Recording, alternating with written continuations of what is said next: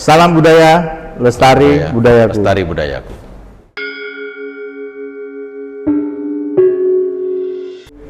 Kembali bersama kami dari Sanggar Kris Mataram, Yogyakarta. Kami pada kesempatan kali ini menggelar sebuah pagelaran Mahakarya Kris Kamorogan Nusantara yang kami fokuskan kepada kris-kris Kamorogan yang dipamerkan di dalam Punokawan, Yogyakarta. Salam Tosan Aji Nusantara. Pada malam kesempatan hari ini saya bersama narasumber kami yaitu Bapak Guntur Setianto. Beliau adalah seorang sesepuh yang banyak mengoleksi keris dan juga tentunya sebagai seorang pencinta keris Nusantara yang berasal dari Jakarta. Selain itu, beliau juga belakangan ini mulai menekuni untuk menulis beberapa buku dan ada 2 buku yang sudah diterbitkan. Yang pertama adalah Pesan Moral Keris Nusantara dan yang kedua adalah Pesan Moral Deder Nusantara. Selamat malam Pak Guntur. Selamat malam Mas Pandu. Wah, senang ini bisa berjumpa lagi dengan jenengan di Yogyakarta setelah sekian lama tidak bertemu. Alhamdulillah rahayu. Matur nuwun, rahayu. Gimana Pak Guntur setelah melihat karya-karya keris Kamorogan yang dipamerkan di acara pagelaran Sanggar Kris Mataram kali ini? Ya, sebelum saya menyampaikan apa yang saya lihat, saya dengar, saya rasakan hari ini, izinkanlah saya memberikan masukan beberapa hal. Yang pertama, saya bukan kolektor tapi pecinta. Oh, baik. Saya pecinta keris dan kalau diizinkan saya akan menjadikan pemerhati karena kecintaan saya dengan budaya keris itu. Luar biasa. Selanjutnya saya berusaha untuk menuangkan pikiran saya ke buku tentang keris yang alhamdulillah sampai saat ini bukan 2 judul buku, memang judulnya 2 tetapi bukunya sudah menghasilkan 11 buku. Jadi dalam tempo kurang dari 2 tahun 11 buku itu lahir. Ya. Oke. Yang kedua, hari ini saya boleh ikut bangga tentang pagelaran keris Kamorogan yang dilaksanakan oleh rekan-rekan yang ada di Yogyakarta, utamanya teman-teman Sanggar Kris Mataram yang Bung Senapati dan lain sebagainya. Ini adalah suatu bagian daripada tanggung jawab moral dan sosial kita bersama tentang konsekuensi sebagai pewaris dari moyang kita tentang budaya keris. Namun ada beberapa hal yang kalau diizinkan saya memberikan masukan. Yang pertama, kita mempunyai beban moral dan sosial karena keris ini sudah mendapatkan pengakuan dunia melalui UNESCO.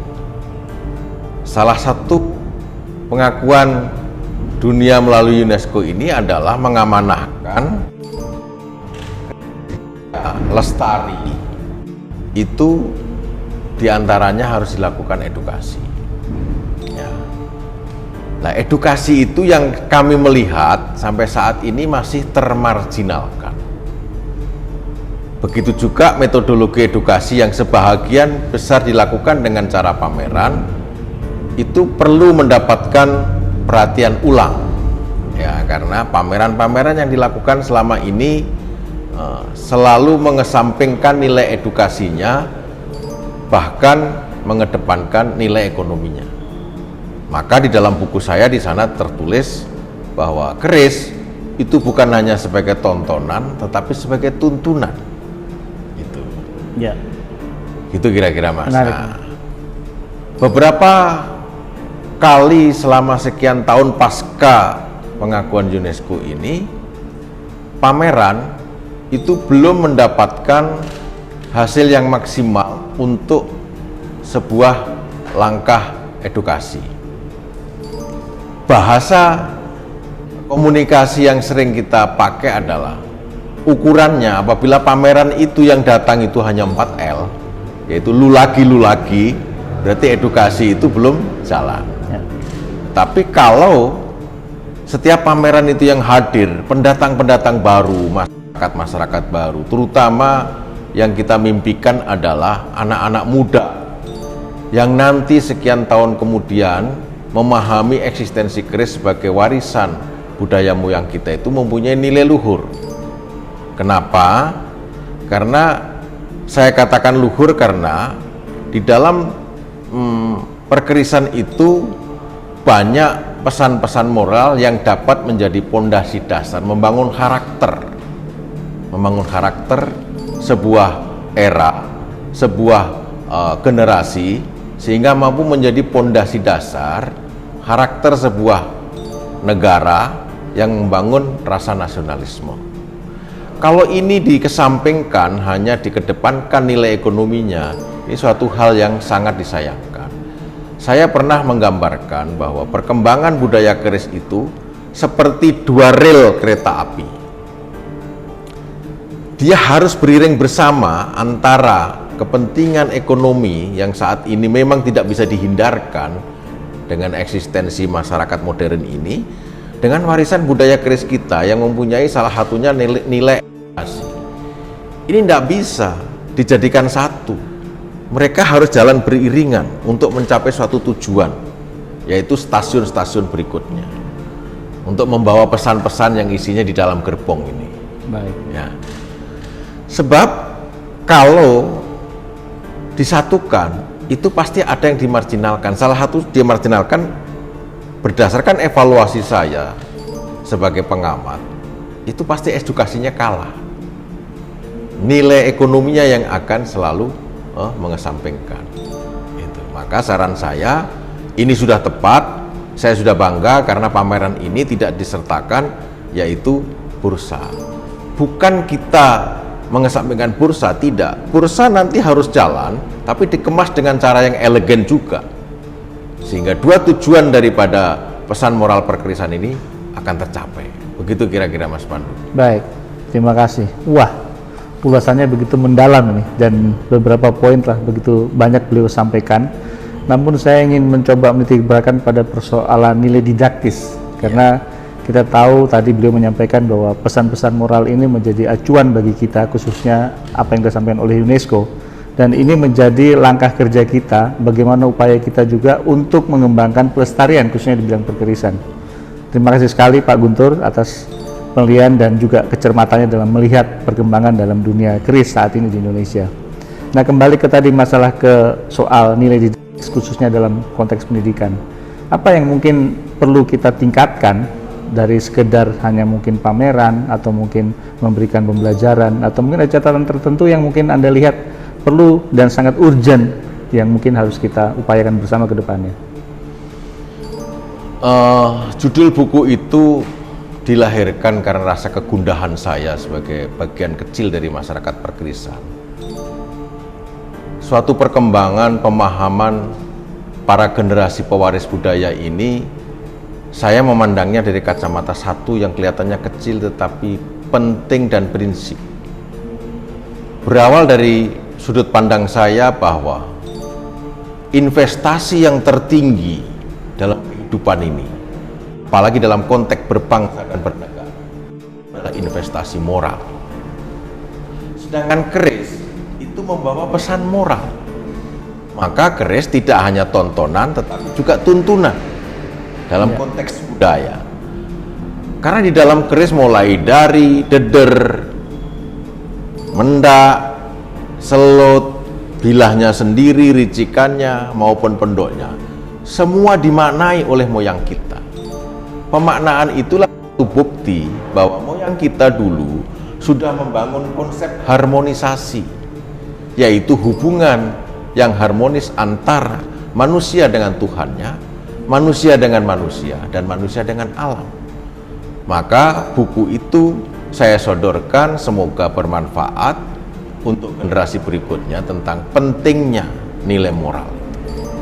Karena keris sampai saat ini hanya dipandang sebagai sebuah tontonan yang mempunyai nilai ekonomi, tetapi nilai moralnya sebagai tuntunannya itu perlu kami mengingatkan kembali. Baik. Itu kira-kira. Lantas bagaimana kalau kita melihat peralihan antar generasi ketika era mungkin panjenengan sampai dengan hari ini? Apakah ini sudah cukup? Apakah mungkin harus ditingkatkan atau bagaimana mungkin? Maka buku saya tersebut saya harapkan itu menyasar kepada kaum-kaum muda, bukan masyarakat perkerisan. Karena buku saya tulis tidak menggunakan istilah-istilah teknis perkerisan. Yaitu saya tidak pernah menggunakan istilah tajek, tangguh, pamor, dan lain sebagainya, yang semuanya itu menurut pemahaman saya masih belum final di dalam sudut pandang masyarakat perkerisan sendiri. Karena sumber primernya belum bisa dipertanggungjawabkan. Sedangkan buku yang saya sodorkan kepada masyarakat itu berharap memberikan penulisan tentang perkerisan, memberikan contoh atau model tentang penulisan perkerisan yang bisa dipertanggungjawabkan secara keilmuan atau akademis, yaitu mempunyai sumber primer berdasarkan proses penelitian, berdasarkan proses studi banding dan lain sebagainya. Nah, itu kira-kira gambarannya. Lalu yang kami harapkan mampu membawa daya tarik kepada anak-anak muda yang sekarang ini. Anggaplah anak muda sekarang minimal umur 17 ya. Sekian puluh tahun kembali, apabila dia mau menengok buku ini, setidak-tidaknya dia pernah tertanam dalam hati dan pikirannya tentang pesan moral itu. Kenapa saya berharap anak muda? Karena saya berpikir anak muda sekarang tidak bisa dipandang enteng. Anak muda sekarang cerdas-cerdas. Anak muda sekarang menguasai banyak IT. Anak muda sekarang dalam pola bersosialisasi luar biasa. Maka ini tidak boleh dianggap enteng. Sehingga buku saya coba supaya mereka menarik, karena saya melihatnya dari kacamata masyarakat kita ini kan belum mempunyai reading habit yang kuat. Maka mereka masih banyak melihat tontonan, yaitu gambar. Di dalam buku-buku saya banyak saya tampilkan gambar yang dimaksimalkan, hasil fotografi yang dimaksimalkan supaya mempunyai daya tarik, sehingga saya kasih penjelasan singkat yang melalui prosesi pembahasan budaya, perdagangan, politik, sejarah, yang disimpulkan pesan-pesan moral yang disampaikan kepada objek yang ditampilkan, misalnya dederkah, keriskah, dan lain sebagainya. Nah, itulah kira-kira. Ya, baik, sangat menarik jika berbicara tentang keris dengan tamu kita yang satu ini. Namun saya ingin juga sedikit mengulik ke belakang seputar kaitannya dengan pameran ini.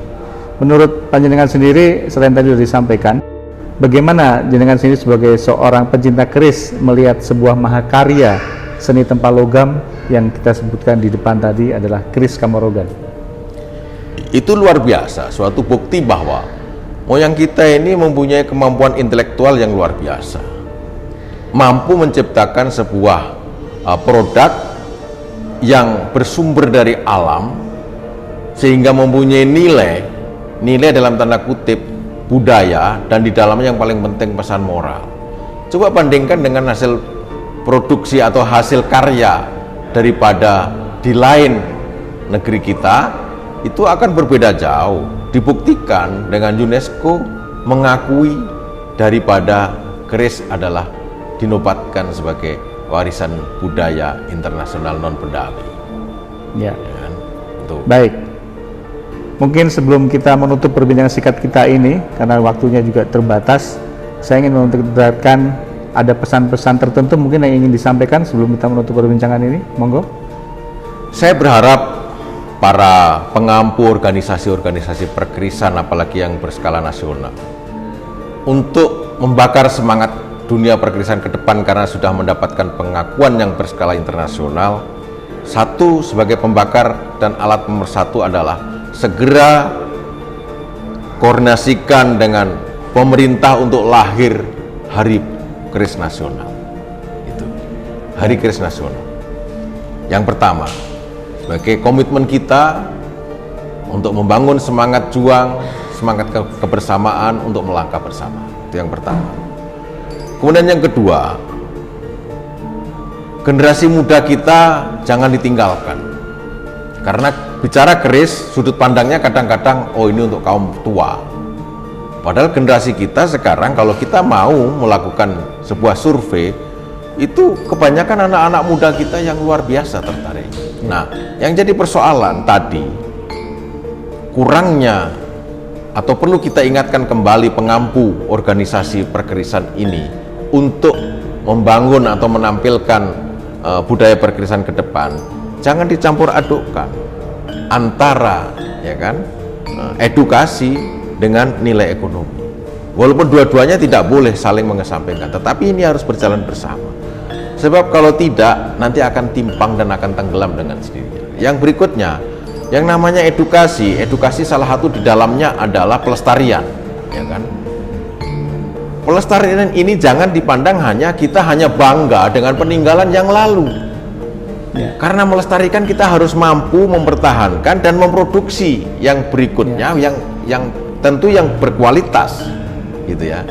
Sebab antara edukasi dengan yang dikatakan jual beli ini capaian yang diinginkan sangat berbeda. Edukasi itu menurut pandangan saya adalah sebuah perjuangan. Sebuah perjuangan ini saya yakin dan percaya tidak ada yang mendapatkan keuntungan. Karena ciri-ciri seorang pejuang itu biasanya dia belum pernah menikmati hasil perjuangan. Yang menikmati nanti akan generasi berikutnya atau era berikutnya. Sedangkan jual beli ini itu visinya adalah mencari keuntungan. Jadi antara perjuangan yang memang dia memang rela harus rugi dengan orang yang mencari keuntungan itu tidak bisa disatukan. Tapi disandingkan saja untuk menjalani proses sosial. Itulah kira-kira yang saya sampaikan. Pointer-pointer tadi harapannya ini berkenan bisa dipahami, dan saya mohon maaf apabila apa yang saya sampaikan ini kurang katakanlah dalam sudut pandang rekan-rekan, tapi itulah yang ingin saya sampaikan. Baik, terima kasih sekali.